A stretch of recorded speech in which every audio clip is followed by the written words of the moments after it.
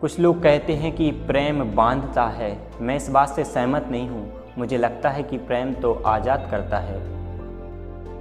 मैं अभी इंटरनेट पे एक स्टोरी पढ़ रहा था, तो अब चूँकि लॉकडाउन है तो मैं कोशिश कर रहा हूँ कि ज़्यादा से ज़्यादा पढ़ सकूँ।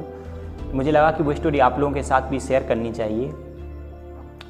तो एक बार एक 20-21 साल का लड़का धर्मशास्त्र पढ़ के, धर्म ग्रंथ पढ़ के महर्षि रमण के पास गया और बोला कि मुझे ईश्वर को जानना है, परमात्मा को जानना है, मुझे परमात्मा से मिला दो। तो महर्षि रमण ने उससे कहा कि बेटा 20-21 साल के हो, किसी से प्यार इश्क हुआ? तो वो लड़का एकदम से गुस्सा हो गया, इरिटेट हो गया और बोला कि ये क्या बात कर रहे हो महर्षि, मैं आपसे परमात्मा से मिलाने की बात कर रहा हूँ, ईश्वर से मिलाने की बात कर रहा हूँ। आप कह रहे हो कि प्यार इश्क हुआ कि नहीं?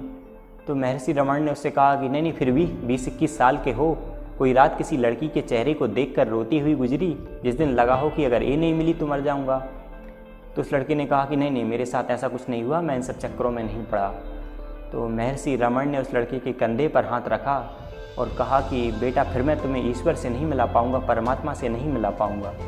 तो उस लड़के ने एकदम से आश्चर्य से पूछा कि क्यों महर्षि, ऐसी भी क्या अयोग्यता हो गई, ऐसी भी क्या कमी हो गई मुझ में जो आप मुझे परमात्मा से नहीं मिला सकते, ईश्वर से नहीं मिला सकते?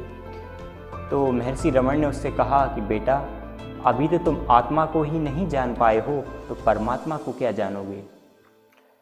तो मुझे लगता है कि यदि आपको ईश्वर को जानना है, परमात्मा को जानना है, तो आपको जंगल या पर्वत पर जाने की आवश्यकता नहीं है। आप जो काम कर रहे हैं, जहाँ हैं, उस काम को संपूर्णता के साथ करिए, निष्ठा के साथ करिए, आपको आपका ईश्वर वहीं मिलेगा।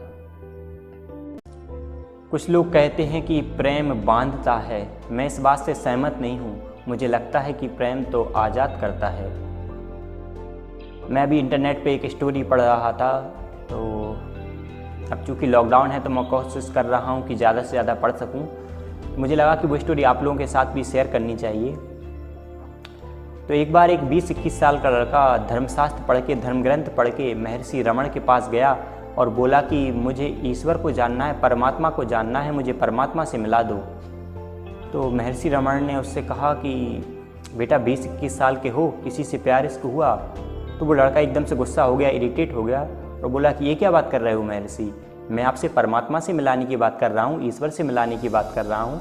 आप कह रहे हो कि प्यार इश्क हुआ कि नहीं? तो महर्षि रमण ने उससे कहा कि नहीं, फिर भी 20-21 साल के हो, कोई रात किसी लड़की के चेहरे को देखकर रोती हुई गुजरी, जिस दिन लगा हो कि अगर ये नहीं मिली तो मर जाऊंगा। तो उस लड़के ने कहा कि नहीं, मेरे साथ ऐसा कुछ नहीं हुआ, मैं इन सब चक्करों में नहीं पड़ा।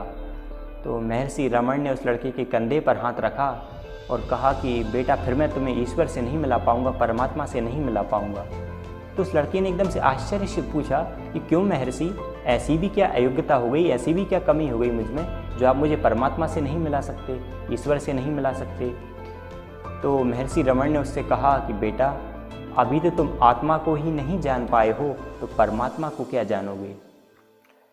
तो मुझे लगता है कि यदि आपको ईश्वर को जानना है, परमात्मा को जानना है, तो आपको जंगल या पर्वत पर जाने की आवश्यकता नहीं है।